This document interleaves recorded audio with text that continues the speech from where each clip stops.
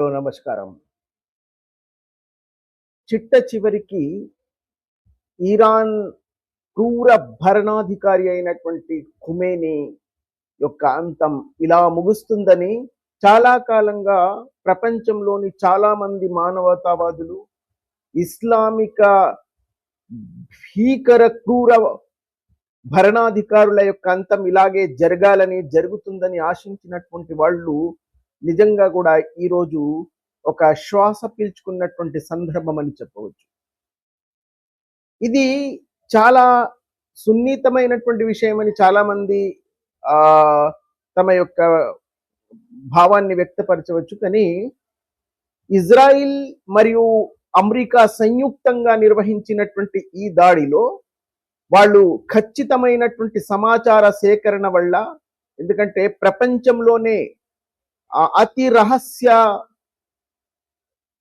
అన్వేషణ సంస్థ ఏదైతే ఇజ్రాయిల్లో ఉందో దాని యొక్క ఖచ్చితమైనటువంటి సమాచార సేకరణ తర్వాతనే ఈ దాడి జరిగింది అని నిశ్చయంగా మనం భావించవచ్చు. ఎందుకంటే అమెరికా మరియు ఇజ్రాయిల్ సంయుక్తంగా నిర్వహించిన మొట్టమొదటి దాడిలోనే ఈ క్రూర భరణాధికారుల కూటమిని మొత్తం కుటుంబ సభ్యుల్లో కొంతమందితో సహా ఆ కట్టడం మీద ఖచ్చితమైనటువంటి ఆక్రమణ వల్ల వాళ్ళని యొక్క అంతమొందించడం, అంటే మొట్టమొదటి ఆక్రమణలోనే ఇది సాధించడం అన్నది వాళ్లకు ఇజ్రాయిల్ కు ఉన్నటువంటి ఖచ్చితమైనటువంటి సమాచార సేకరణ.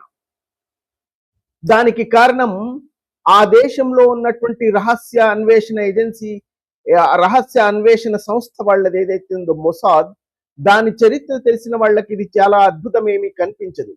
ఎందుకంటే అదే ఇరాన్ లో కూడా మనం గతంలో కూడా చాలా ఇలాంటి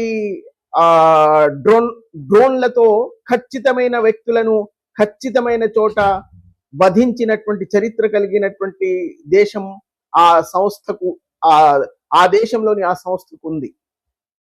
కాబట్టి ఇది కేవలం ఇప్పుడు ప్రారంభమైనటువంటి సంస్థ కాదు. అది ఇజ్రాయిల్లో ఉన్నటువంటి ఆ రహస్య అన్వేషణ సంస్థ 60వ దశకంలోనే దాని యొక్క చాతుర్యాన్ని, దాని యొక్క సామర్థ్యాన్ని వాళ్ళు నిరూపించుకున్నారు. 60వ దశకంలో సిరియాతో వాళ్ళకు జరిగినటువంటి ఆ యుద్ధం అని చెప్పవచ్చు. అందులో ఆ గొలాన్ హైట్స్ ని వాళ్ళు హస్తగతం చేసుకున్నటువంటి విధానం, దాంట్లో ముఖ్య పాత్ర వహించినటువంటి ఒక వ్యక్తి ఎలీ కోహాన్, ఈ మొసాద్ అన్న ఈ రహస్య అన్వేషణ సంస్థ యొక్క కార్యకర్త అని చెప్పాలి. నిజంగా ఆయన ఈజిప్ట్ అన్న దేశంలో జన్మించి అక్కడ అనర్ఘలమైనటువంటి అరబ్బీ భాషను అధ్యయనం చేసి దాని తర్వాత అక్కడే వాళ్ళు ఆయనకి చాలా భాషల మీద ప్రావీణ్యం సంపాదించిన తర్వాత ఇజ్రాయిల్ దేశానికి వచ్చి మళ్ళీ వాళ్ళ యొక్క రహస్య అన్వేషణ సంస్థలో చేరడం, దానిలో భాగంగానే సిరియా అన్న దేశంలో ఒక గొప్ప పెద్ద వ్యాపారవేత్తగా అక్కడ రంగప్రవేశం చేయడం, దాని తర్వాత సిరియా ప్రభుత్వంలో ప్రముఖ పాత్ర వహించే స్థితికి వెళ్ళడం, దాని ద్వారా అక్కడ ఉన్నటువంటి రహస్య సమాచారాన్ని సేకరించడం, వాళ్లకు అక్కడ ఉన్నటువంటి చాలా రహస్యమైనటువంటి వాళ్లకు సంబంధించినటువంటి సమాచారాన్ని సేకరించి మొసాద్కు అందించడం, దాని ద్వారానే వాళ్ళు ఆ గోలాన్ హైట్స్ ని కస్తం చేసుకున్నారు అని కూడా నిశ్చయంగా చెప్పవచ్చు. దాంట్లో ఆ వ్యక్తి చేసినటువంటి పాత్ర చరిత్ర, ఆ ఎలీ కోహాన్, అందుకే ఇజ్రాయిల్ చరిత్రలో ఒక సమాప్తం కానటువంటి ఒక అధ్యాయం అది. ఆయన నిరంతరం వాళ్ళు స్మరిస్తూ ఉంటారు ఆ వ్యక్తిని. ఎందుకంటే తన ప్రాణాలను సైతం ఒడ్డించి, ప్రాణాలను సైతం పణంగా పెట్టి తన దేశం కోసం ఆయన పోరాడినటువంటి ఆ విధానం స్వర్ణ అక్షరాలతో లిఖించబడి ఉంటుంది ఇజ్రాయిల్ చరిత్రలో ముఖ్యంగా. ఎందుకంటే ఇజ్రాయిల్ అన్న దేశం కోసం ఆయన తర్వాత ఈ సిరియా అతన్ని కనిపెట్టేసి తను మొసాద్ యొక్క సంస్థ కార్యకర్త అని తెలుసుకున్న తర్వాత అతన్ని బహిరంగంగా ఉరివేశారు. అయితే అలాంటి ప్రగల్భులైనటువంటి కార్యకర్తలు ఉన్నటువంటి ఆ సంస్థ ఇరాన్ లో కూడా చాలా మంది ఆ సంస్థకు కార్యకర్తలు లాంటి వాళ్ళు ఉన్నారని, వాళ్ళ ఏజెంట్లని ఏదైతే ఇంగ్లీష్ లో చెప్తామో అలాంటి వాళ్ళు ఉన్నారు. కాబట్టి బహుశా వాళ్ళు ఇరాన్ లో అణ్వాయుధాలపై కూడా ఏదైతే దాడి చేశారో ఇజ్రాయిల్ అప్పట్లో, దానికి కూడా ఈ రహస్యాన్వేషణ సంస్థ యొక్క ఆ సమాచారం వల్లనో లేకపోతే వాళ్ళు సాధించినటువంటి ఆ ఘన విజయం అనే చెప్పాలి. 2018లో కూడా వాళ్ళ అణ్వాయుధాల యొక్క రహస్యమైనటువంటి సమాచారాన్ని దాడి చేసి అక్కడ ఉన్నటువంటి సీడీలను ఆ సమాచారాన్ని మొత్తం వాళ్ళు తీసుకెళ్లిపోవడం, అది కూడా ఈ రహస్యాన్వేషణ సంస్థ మొసాద్ వల్లనే సాధించగలిగారు. దాని తర్వాత హమాస్ యొక్క ముఖ్య నాయకుడు ఇరాన్ వెళ్ళినప్పుడు ఖచ్చితమైనటువంటి సమాచార సేకరణ వల్లనే అతను ఏ గదిలో నిద్రపోతున్నాడని తెలుసుకొని ఖచ్చితమైనటువంటి ఆ గదిలోనే టార్గెట్ పెట్టి ఆ డ్రోన్ వల్ల అతన్ని హతమార్చడం అన్నది కూడా ప్రపంచం చాలా ఆశ్చర్యపోయినటువంటి సమాచారం అది అప్పట్లో.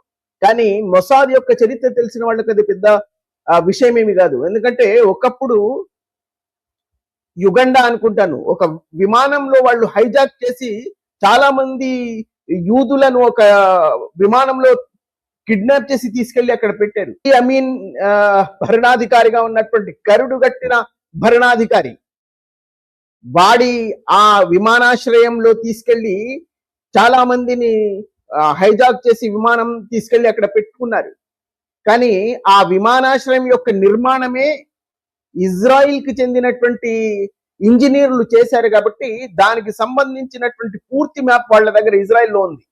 దాన్ని అనుసరించి రహస్యంగా ఆ విమానాశ్రయంలోకి దిగి ఆ పూర్తిగా అందులో కిడ్నాప్ చేయబడినటువంటి మొత్తం యాత్రికులను వాళ్ళు సురక్షితంగా అక్కడికి తీసుకురాగలిగారు. కేవలం ఆ ఆపరేషన్ లో ఒకే ఒక వ్యక్తి మరణించారు. ఆయనే ఇప్పుడు ఉన్నటువంటి బెంజమిన్ నెతన్యాహు, అక్కడ ఇజ్రాయిల్ యొక్క ప్రధాని యొక్క సహోదరుడు. ఆయన ఒక్కడు మాత్రమే ప్రాణాలు కోల్పోయాడు ఆ ఆపరేషన్ లో. దాని తర్వాత వాళ్ళ విజయాలు ఎన్ని చెప్పినా కూడా ఇప్పుడు బహుశా చాలా ఉన్నాయి. ఒలింపిక్స్ లో వాళ్లపై ఇజ్రాయిల్ యొక్క ఆటగాళ్లపై చేసినటువంటి దాడిని వాళ్ళు 20 సంవత్సరాల వరకు మర్చిపోకుండా వెంటాడి ప్రపంచంలో ఏ మూల ఉన్నా సరే ఆ దాడి చేసినటువంటి జిహదీ ఆ తీవ్రవాదులను వాళ్ళు ఖండలుగా అంతం చేశారు. అలాంటి చరిత్ర కలిగినటువంటి దేశము ఆ రహస్యాన్వేషణ సంస్థ. కాబట్టి వాళ్ళు ఈ ప్రపంచంలో ఇరాన్ ఖుమేనీని అంతమొందిస్తారని ప్రపంచం చాలా ముందే ఊహించింది. అది ఆలస్యం జరగడానికి బహుశా చాలా కారణాలు ఉండవచ్చు. ఎందుకంటే ఖచ్చితమైనటువంటి సమాచారంతో వాళ్ళు దాన్ని సేకరించి మరీ ఈ కూటమి ఎవరైతే ఉన్నారో, ముఖ్యంగా అక్కడ ఉన్నటువంటి రక్షణ మంత్రి కూడా అందులో హతమయ్యాడు అని ఇప్పుడు సమాచారం అందుతుంది. అమెరికా ప్రెసిడెంట్ డొనాల్డ్ ట్రంప్ ఆ రోజే ప్రఖ్యాపించాడు, ఖుమేనీ చనిపోయారు, అంతమొందినాడు, మేము అంతమొందించామని. కానీ ప్రపంచం విశ్వాసించలేదు. ఎందుకంటే ఈ యుద్ధ నీతిలో భాగంగా ఇలాంటి ప్రచారాలు కూడా జరుగుతూ ఉంటాయి కాబట్టి చాలా మంది విశ్వాసించలేదు. కానీ మాలాంటి వాళ్ళకి అది తెలుసు చాలా మందికి. ఎందుకంటే మొసాద్ యొక్క చరిత్ర కానీ ఇజ్రాయిల్ యొక్క సామర్థ్యం కానీ మా అందరికీ తెలుసు కాబట్టి వాళ్ళు ఖచ్చితంగా అది చేస్తారని మనకు తెలుసు. అందుకే ఇప్పుడు ఈ మధ్య కాలంలో వాళ్ళ అణ్వాయుధాలపై, అణ్వాస్త్రాలపై, వాళ్ళ యొక్క కర్మాగారాలపై ఇజ్రాయిల్ చేసినప్పుడు దాడి కూడా, అందులో కూడా ఒక స్త్రీ పాత్ర బయటికి వచ్చింది. ఆమె ఇస్లాం స్వీకరించినట్టు నటించి ఆ ఇరాన్ అన్న దేశంలోకి వెళ్ళి అక్కడ ఉన్నటువంటి ముఖ్యమైనటువంటి భరణాధికారులతో కలిసిమెలిసి వాళ్ళ ఇంటర్వ్యూలు నిర్వహించి ఆ రహస్యంగా అణుశాస్త్రజ్ఞుల యొక్క మొత్తం సమాచారాన్ని సేకరించి ఇజ్రాయిల్కి పంపించడం వల్లనే ఒకే దెబ్బతో అణ్వాయుధాలపైను వాళ్ళ శాస్త్రజ్ఞులను కూడా వాళ్ళు చంపగలిగారు, అంతమొందించగలిగారు. ఇంతటి ప్రగల్భులు ఉన్నటువంటి సంస్థ అది.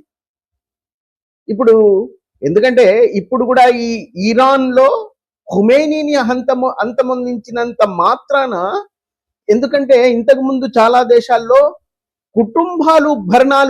కుటుంబాలు అక్కడ రాజ్యపాలన చేసాయి కాబట్టి ఆ కుటుంబాలను అంతమొందించినప్పుడు వాళ్ళకి, ఆ ప్రజలకు విముక్తి దొరికింది.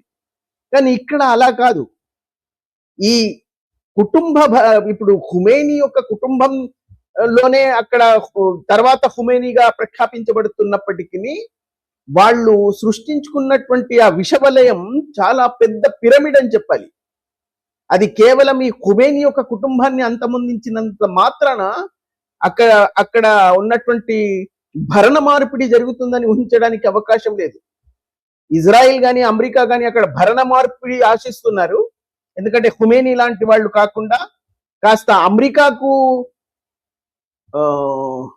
అడుగులకు మడుగులొత్తే అధికారులు అక్కడ నియమించబడాలని అమెరికా విశ్వాసిస్తుంది. కానీ మాలాంటి మానవతావాదులు ఎవరైతే అక్కడ ఈ ఇస్లామిక భరణాధికారులు తమ యొక్క క్రూరత్వాన్ని పరాకాష్ఠలోకి తీసుకెళ్లి అక్కడ ఉన్నటువంటి స్త్రీలపై ఎన్ని దౌర్జన్యాలు చేశారో, ఎంతగా వాళ్ళని హింసించారో, వాళ్లను చిత్రవధకు గురి చేసి ఎలా చంపారో ప్రపంచం మొత్తం చూసింది. వాళ్ళ నుంచి ఇలాంటి దుర్మార్గపు భరణాధికారుల నుంచి విముక్తి కలగాలని ప్రపంచం ఎప్పటి నుంచే ఆశిస్తుంది. ప్రత్యేకంగా ఇరాన్ లో ఉన్నటువంటి స్త్రీలు చాలా మంది వాళ్ళు తమ శరీరంలో ఉన్న ఆ హిజాబును పరదాలను తీసి విసిరేసి కాల్ చేసినటువంటి దృశ్యాలు కూడా మనం చూసాం. అయినా సరే అక్కడ జన ప్రక్షోభం కూడా ఈ మధ్య కాలంలో చాలా పెద్ద ఎత్తున బహిరంగంగా వచ్చి వాళ్ళు తమ యొక్క ప్రక్షోభాల్లో పాల్గొన్నారు. కానీ ఈ ఐఆర్జీసీ అని వాళ్ళ యొక్క సైన్యం ఏదైతే ఉందో ఆ సైన్యం ఈ దుర్మార్గపు భరణాధికారులను సంరక్షిస్తుందో వాళ్ళ సామర్థ్యం అంత తక్కువేమి కాదు. ఈ ఐఆర్జీసీలో ఒక సైనికుడిగా నియమింపబడాలి అంటే వాడి 7 తరాల చరిత్ర పరీక్షిస్తారట. వాడి కుటుంబ నేపథ్యం ఏమిటి, వాడు కుటుంబంలో ఉన్నటువంటి వాళ్ళు విశ్వాసులా కాదా, వాళ్ళు భరణాధికారులకు విశ్వాసపరంగా ప్రవర్తిస్తారా లేదా అని. కానీ పిచ్చివాళ్ళు ఒక వ్యక్తి యొక్క చరిత్ర వాడి కుటుంబ నేపథ్యం వల్ల ఉండదు. ఆ కుటుంబంలో అందరూ అలాగే ఆలోచించాలని, అందరూ అలాగే బానిసత్వాన్ని అంగీకరించే విధంగా ప్రవర్తించాలని ఎక్కడా నియమం లేదు. మూర్ఖులు అలా అన్వేషిస్తారు. ఒకే కుటుంబంలో పలు ఆలోచనలతో ఉన్నటువంటి వ్యక్తులు పుడతారు, పల విధమైనటువంటి వ్యక్తులు జన్మిస్తారు. వాళ్ళ ఆలోచన విధానం వేరేగా ఉంటుంది. వాడి కుటుంబ నేపథ్యం చూసి వీడిని తీసుకుంటే ఒకడు ఆ కుటుంబంలోనే కరుడు గట్టిన తీవ్రవాది ఉండవచ్చు, ఆ కుటుంబంలోనే ఒక మానవతావాది ఉండవచ్చు. కాకపోతే వాళ్ళు ఆ విధానంలో పరీక్షించి మరీ తీసుకుంటారు. కానీ అలాంటి వాటిని కూడా ఛేదించి వాళ్ళు నిర్మించుకున్నటువంటి ఆ ఇనుప గోడను ఛేదించి అక్కడ డిజిటల్ చదల్ను వదిలింది ఇజ్రాయెల్.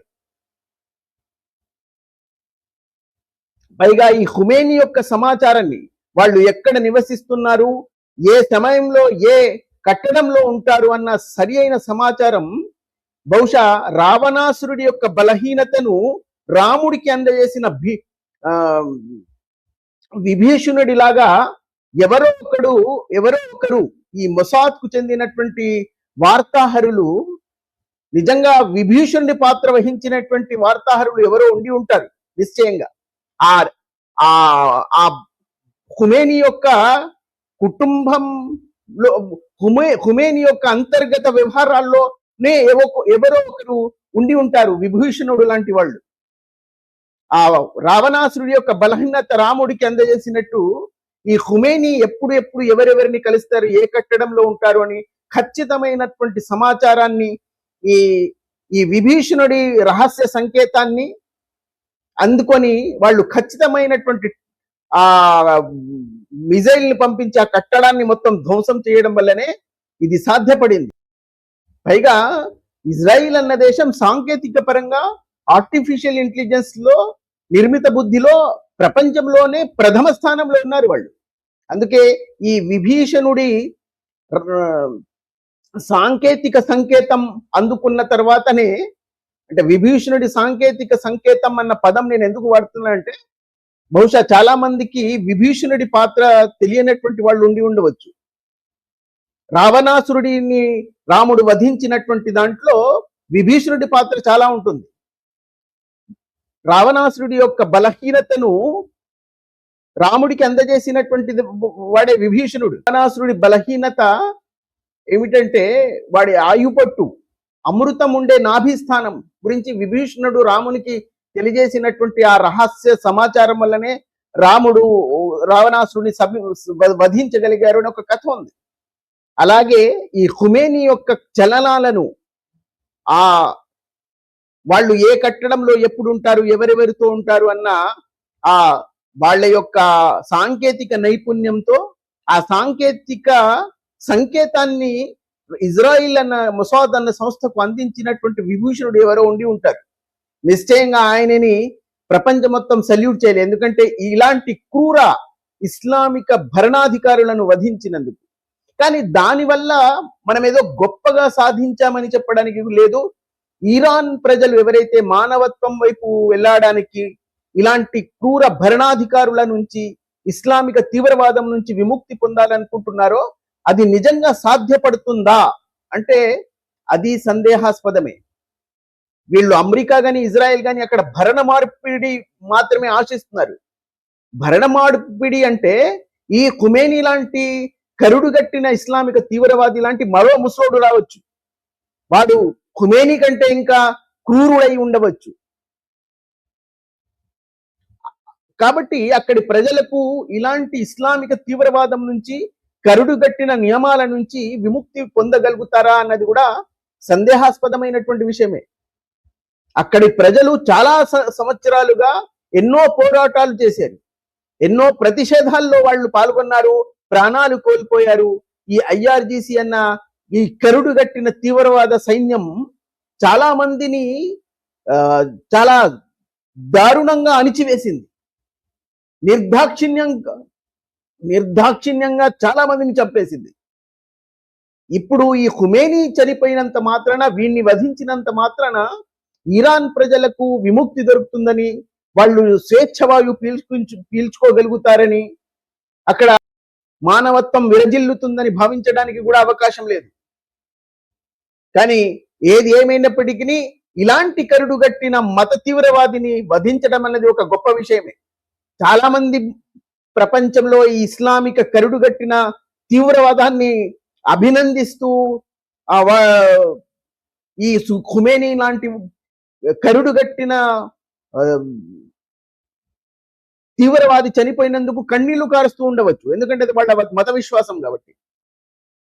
అందులో ప్రత్యేకంగా స్త్రీలే రంగంలోకి దిగి కన్నీళ్లు కారుస్తున్నారంటే ఇక వాళ్ళ ఆ దౌర్భాగ్యానికి, వాళ్ళ కరుడుగట్టిన ఆ మనస్తత్వానికి వాళ్ళని వదిలేయడమే తప్ప ఇంకేమీ ఆలోచించలేదు.